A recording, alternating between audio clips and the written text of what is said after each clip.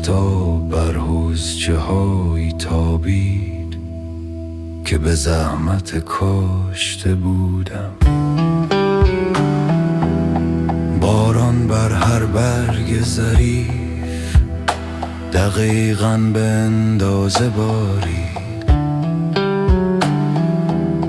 استو خدوس عطر فشانند، رز به سرخی درخشید. به جایی که بذر پاشیدم باقی کامل رویید، بیان که ترسید. معجزه‌ای آرام بود، زیبایی ای خاموش که با فروتنی به من آموخت جهان چه بخشیده است بر دور.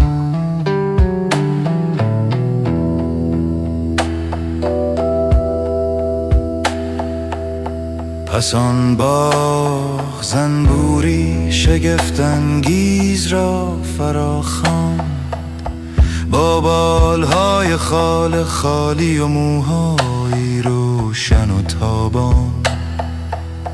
و زوزو آهنگی بود که می توانستم بفهمم از دنیای دیگر، که ناگهان بر دنیای من وارد شد.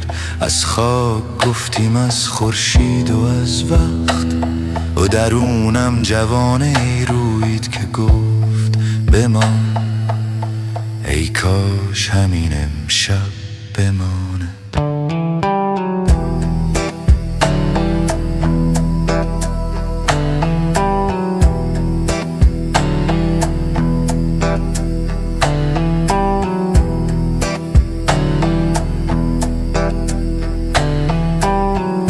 وقتی باغ شکوفا شد تو نیز شکوفا شدی. از یک هماغوشی آرام یک ما شدیم، یک تو و من. و از آن ما بزرگترین شادی جهان سر برآورد. خنده کوچکی که قلب مرا در کف دست گرفته. قلنویم دیگر باغ نبود، نه حوضچه بود و نه سبزه. قلنویم لبخند شماست که برایش هر کاری می کنم.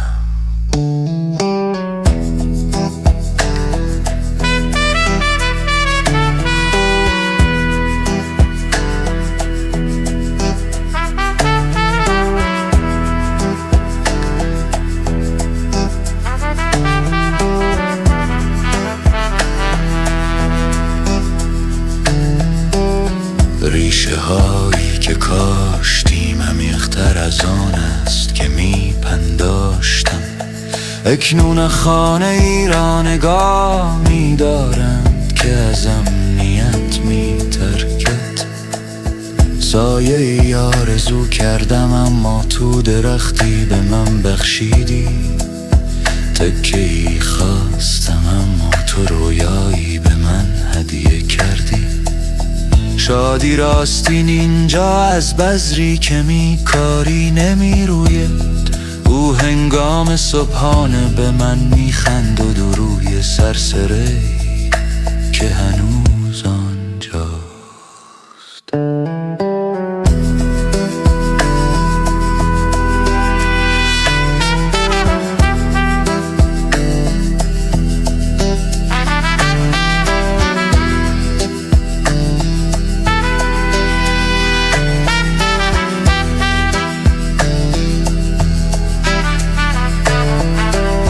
چون وقتی باغ شکوفا شد تو نیز شکوفا شدی. از یک هماغوشی آرام یک ما شدیم، یک تو و من. و از آن ما بزرگترین شادی جهان سر برآورد. خنده کوچکی که قلب مرا در کف دست گرفته. قلم رویم دیگر باغ نبود، نه حوزچه بود و نه سبزه. قن رویم لبخند شماست که برایش هر کاری میکنم.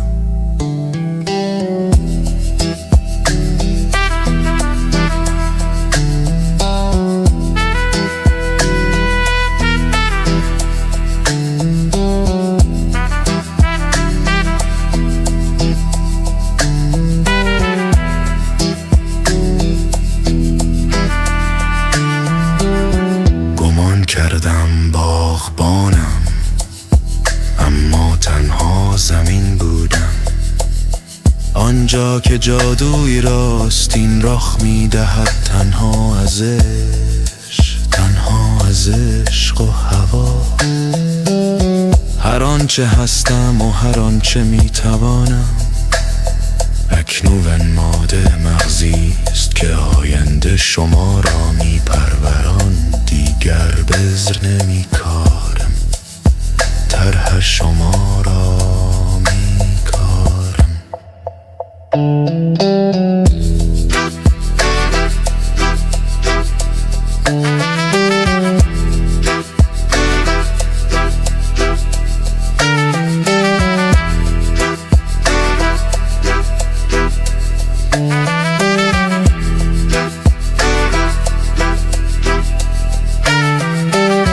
هر آنچه آرزو کرده بودم، همه چیز و حتی بیشتر، ناگهان آن جایی